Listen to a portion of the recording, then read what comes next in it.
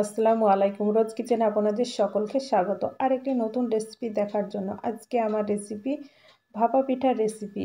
আর দুর্দান্ত স্বাদের এই ভাপা পিঠাটা, পুরটাও তৈরি করা খুবই সহজ। আসুন তাহলে কিভাবে এই ভাপা পিঠাটা বানিয়ে নিই আপনারা দেখে নিন। চুলাতে একটি কড়াই বসিয়ে দিয়েছি, দিয়ে এক বাটি চালের গুঁড়ো দিয়ে দিলাম। চালের গুঁড়োটাকে ভালো করে একটু ভেজে নিব, মিডিয়াম আঁচে ভেজে নেব। আমার এই রেসিপিটি যদি আপনাদের ভালো লাগে অবশ্যই একটি লাইক, কমেন্ট আর শেয়ার করবেন এবং আমার চ্যানেলে নতুন বন্ধু হয়ে থাকলে চ্যানেলটিকে সাবস্ক্রাইব করবেন। আপনারা চাইলে দোকানের শুকনো চালের গুঁড়াটা ব্যবহার করতে পারেন। আপনারা দোকানের শুকনো চালের গুঁড়োটাকেও এইভাবে একটু ভেজে নেবেন, তাহলে পিঠাগুলো খুব সুন্দরভাবে নরম হবে। আপনারা এইভাবে একবার বানিয়ে দেখুন। পিঠাগুলো এত নরম কি বলবো আপনাদের, না বানালে বুঝতেই পারবেন না। চালের গুঁড়োটা ভাজা হয়ে গিয়েছে আর অল্প অল্প ফুটন্ত গরম পানি দিয়েছি। আর গরম পানিতে অল্প একটু লবণ দিয়ে দিবেন।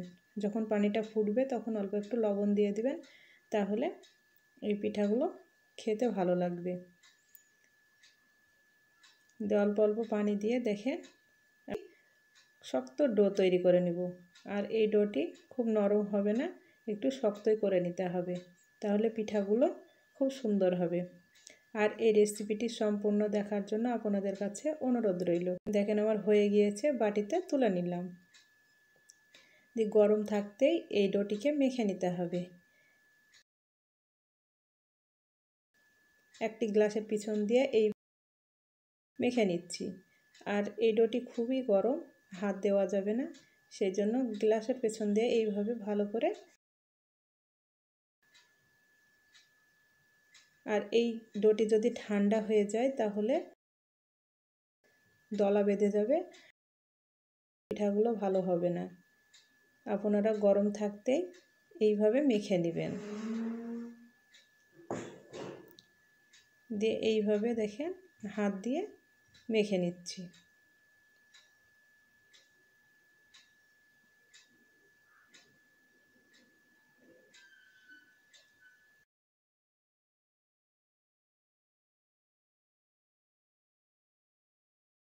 হালকা একটু হাতে পানি লাগিয়ে দেবেন, তাহলে দেখবেন মাখতে সুবিধা হবে। দিয়ে আমি সাইডে রেখে দিলাম। আর এখানে এক বাটি নারকেল কোরানো নিয়ে নিলাম। 2 টেবিল চামচ গুঁড়ো দুধ দিয়ে দিলাম। একটি এলাচকে গুঁড়ো করে দিয়ে দিলাম। আর চিনি দিয়ে দিলাম। আমি এখানটায় গোটা চিনি ব্যবহার করেছি। 3 টেবিল চামচ গোটা চিনি দিয়ে দিলাম। আপনারা চিনিটা গুঁড়ো করে দিয়ে দিবেন, তাহলে নারকেলের সঙ্গে ভালোভাবে মিশিয়ে যাবে। আপনারা যদি গোটা দানার চিনিটা দিয়ে দেন, তাহলে আপনারা ভালো করে হাত দিয়ে এইভাবে কিছুক্ষণ মেখে নেবেন, তাহলে চিনিটা গলে যাবে।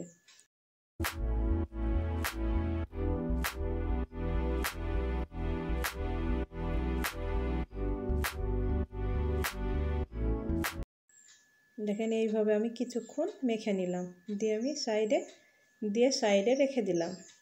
আর ডোটিকে নিয়ে এইভাবে দেখেন ভালো করে একটু শুকনো আটা দিয়ে ভালো করে মুথে নিচ্ছি।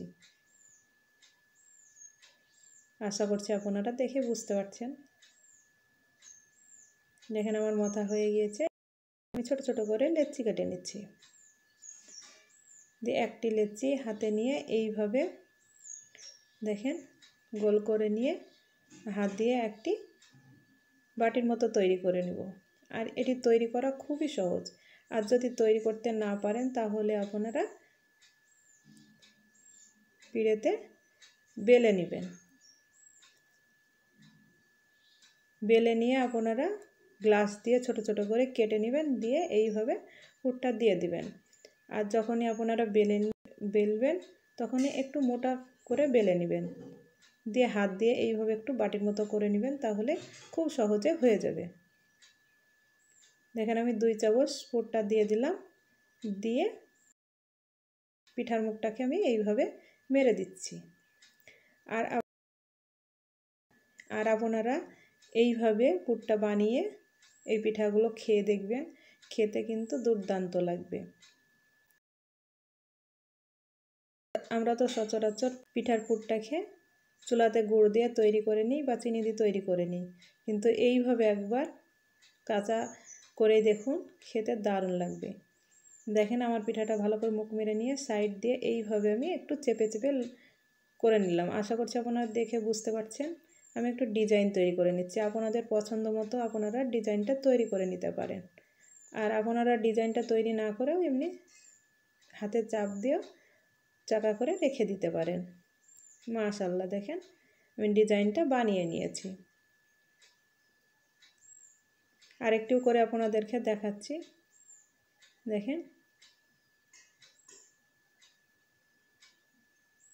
এইভাবে হাত দিয়ে চেপে চেপে একটি বাটির মতো শেপ করে নিচ্ছি, বাটির মতো তৈরি করে নিচ্ছি। এইভাবে বাটির মতো তৈরি করে নিচ্ছি। দিয়ে আবারও আমি 2 টেবিল চামচ পুরটা দিয়ে দিচ্ছি। নারিকেলের পুরটা আমি নারিকেলের পুরটা দিয়ে দিলাম। 2 টেবিল চামচ নারিকেল পুরটা দিয়ে দিলাম। দিয়ে এইভাবে ভালো করে মুখটা মেরে নিচ্ছি।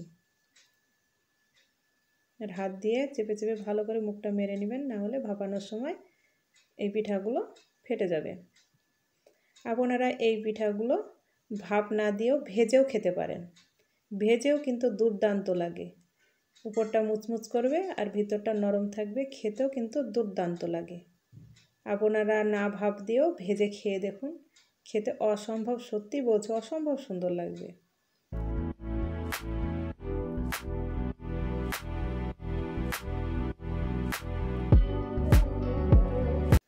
দেখেন খুব সহজেই পিঠার ডিজাইনটা হয়ে গেল।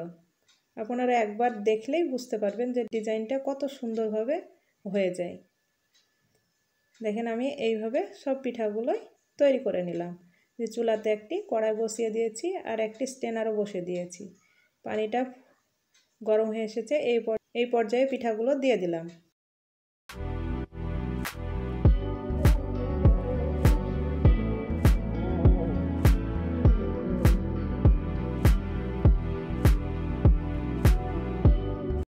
দিয়ে ঢাকা দিয়ে দিলাম, মিনিট 10 আমি ভাপিয়ে নেব। দেখেন 10 মিনিট পর ঢাকাটা সরিয়ে দেখেন মাশাআল্লাহ আমার হয়ে গিয়েছে। আমি চুলার আঁচটাকে বন্ধ করে দিলাম, দিয়ে আমি তুলে নিচ্ছি। আর এই পিঠাগুলো ঠান্ডা হওয়ার পরেও খুব সুন্দর নরম থাকে। আপনারা এই পিঠাগুলো একবার বাড়িতে বানিয়ে খেয়ে দেখুন, খেতে এই পিঠাগুলো সবাই পছন্দ করবে, ছোট থেকে বড়। মাশাআল্লাহ, দেখেন কতটা সুন্দর হয়েছে। আমি একটি ভেঙে আপনাদেরকে দেখাচ্ছি কতটা নরম হয়েছে। দেখেন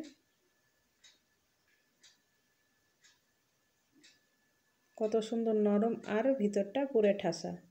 দেখেন পুরটাও দারুণ। আজ এই পর্যন্ত, আবারও কোনো নতুন রেসিপি নিয়ে আসবো। ভালো থাকবেন, সুস্থ থাকবেন। আর আমার এই রেসিপিটি সম্পূর্ণ দেখার জন্য আপনাকে অসংখ্য ধন্যবাদ। আল্লাহ হাফেজ।